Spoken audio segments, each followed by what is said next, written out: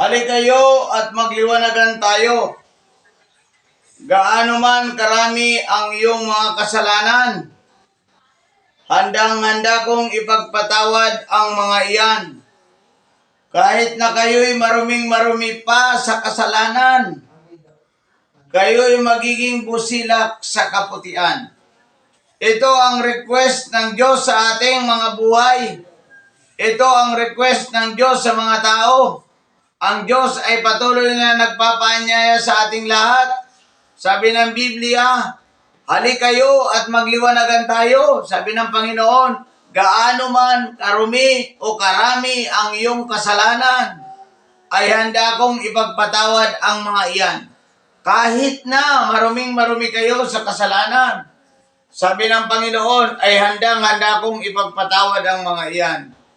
Sapagkat iyon talaga ang gusto ng Diyos, na ang tao'y muling makalapit at makabalik loob sa Kanya upang hindi mapahamak sa naglalagablab na apoy.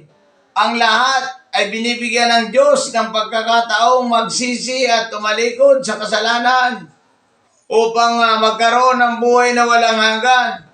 Sabi ng Panginoong Jesucristo sa 2 Pedro 3:9, ang lahat ay binibigyan ng Diyos ng pagkakataon na magsisi at tumalikod sa kasalanan upang hindi mapahamak sa naglalagablab na apoy.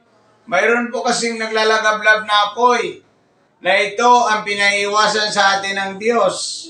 Kaya kung sasampalataya tayo, magbibigay tayo ng buhay sa ating Panginoon bilang Panginoon at tagapagligtas ng ating buhay. Sabi ng Biblia, ay nangako ang Diyos na magkakaroon tayo ng buhay na walang hanggan.